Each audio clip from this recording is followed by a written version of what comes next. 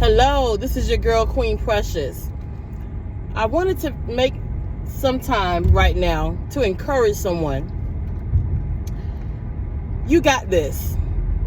I know because I got this. Just to share a little bit of what I've been through for those that may not know. I lost my husband in 2021, but 3 or 4 months before that, I lost my mom. Took me a little sooner than others, but the Lord healed me because I purposely made the time for Him to do so. I am to a place in my life now that I was just telling someone the other day that I'm good from the inside because I know the Lord has me, and I know I see the evidence of it now. Is because I always declared when everyone was asking in the moment, are you okay? Are y'all doing good? I kept saying, I trust God. I trust God. Now, for those of you that serve another God, okay, but I have to talk about my God, my Lord and Savior, Jesus Christ, the one that saved me. He has blessed me so much with the people around me. I'm not supposed to be here. I'm supposed to be gone like my husband. But they prayed for me, and I'm forever grateful because I still have my boys to raise. I still have my grandbabies, my daughter and her family is here. And I want to be able to encourage and be there for them. So I know I'm at a place in my life now that I am happy. I got this.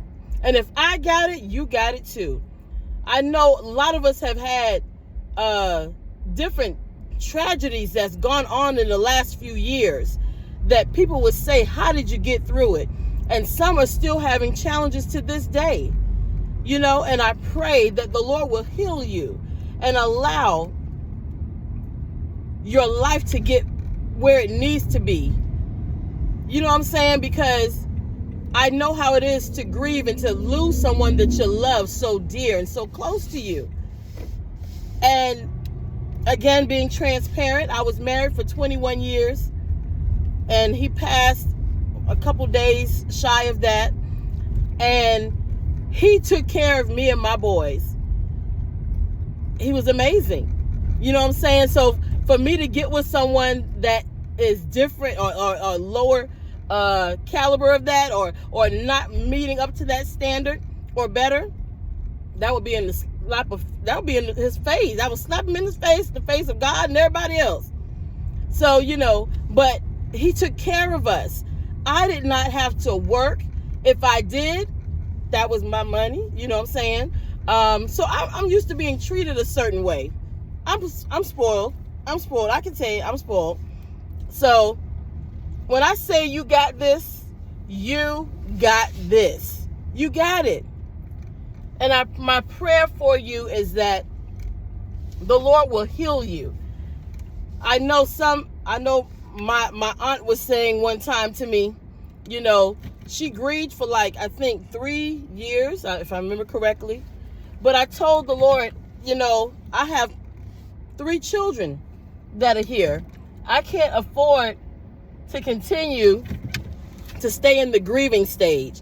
Plus, I had a conversation with my husband before he passed, and we agreed that if either one of us were to leave before the other, we would want them to be happy, to marry again and be happy, because we both were young and we had the conversation, but it made no difference to us. No matter how old we were, we wanted the other person to be happy because we loved each other to the point where we said we would want you to be happy. We're not going to say, oh, I want you can't get married again and this, that, and the other. No, we want you to be happy. We want you to be happy. But I know some of you don't have that same story or that same situation, but you got this. You got this. I promise you, you got it.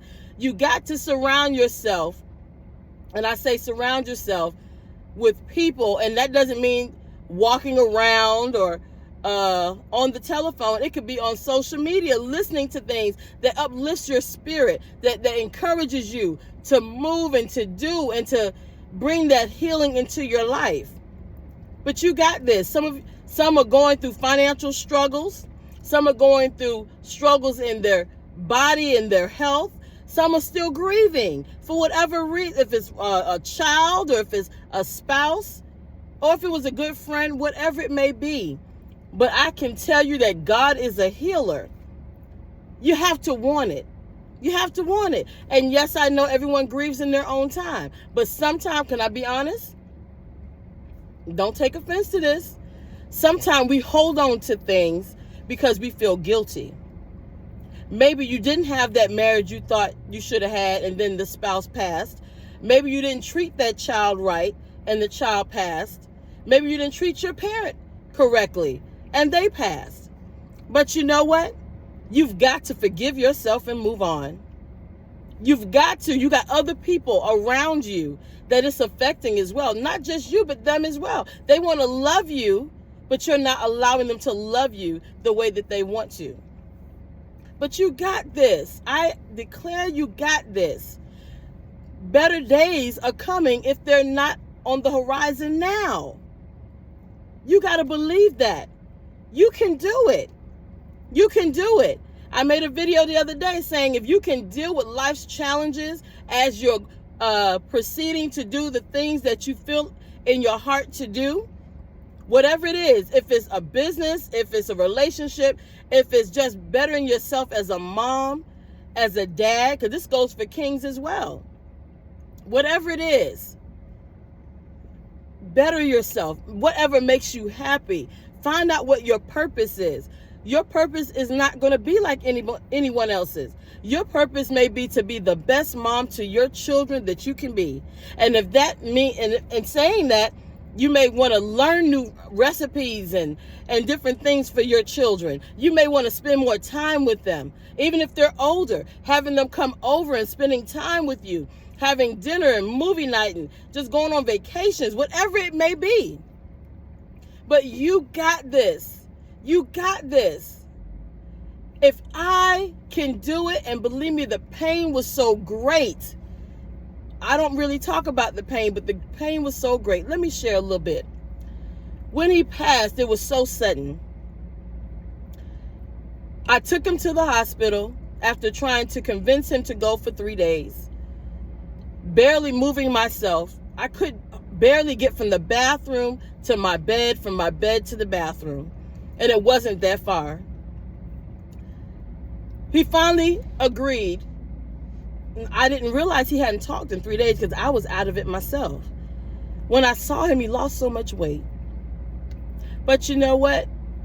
I am so glad I knew to say I loved you from the time he got in the car to we got to the hospital. I just kept saying, I love you. I love you. Not knowing that he would pass. I didn't know. But I'm so glad that I had the opportunity to tell him that I loved him from my heart. From my heart.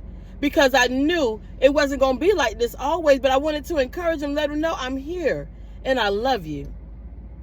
After he got into, I dropped him off and I parked the car and then I came back and he wasn't talking. So when I came in, after they brought him in, I had to fill out everything and they called him back. He went one way and I went the other way.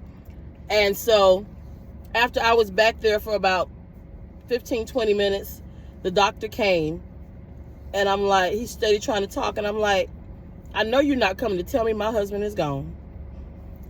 And he said yes. And I had no voice. I couldn't hardly breathe. I tried to scream as loud as I could sitting in that bed. And I barely had any energy, no strength or anything. But I gave it all I got for that 1 minute. Because I had to let it out. Because I was in so much shock. So much shock. And then I said, okay. I had to calm myself down. And I said, oh God, how am I going to tell my children? At that point, that was 2 years ago. Right now at home, I have a 17-year-old and a 14-year-old. This is 2 years ago. And my daughter wasn't home. She had her own family. And then he had a son before we got married. And I was like, Lord, how I'm going to do this? It is a hard thing to be able to tell your children that their parent is gone, that they'll never see them again. That was so hard, but I said, God, I had to do it. I couldn't wait. I was saying, well, maybe I'll wait till this time. Maybe I said, I wouldn't want anyone to do me like that. So I just had to pray, and then I had to call. Oh my goodness. That was one of the hardest moments in my life. So, but I remember a lot of the things that he said to encourage me about what I can do and how I can do it. So I encourage you all to remember the good times. People think I'm strange, but I talk about my husband all the time. I talk about my children's dad all the time. And yes, all my children were from the same man. People say, really? Yeah. Yes. So I was able to, they weren't able to really talk about him as much, but as time went on, me and the baby would talk about daddy all the time. Just sit down and just smile and laugh and share some of the different things that daddy would do. And it was like we so enjoyed it. We so enjoyed it because we remembered the good times that we had. And I had to have therapy, and I encourage you to have therapy. I really do. God allowed those people to be on this earth for a reason.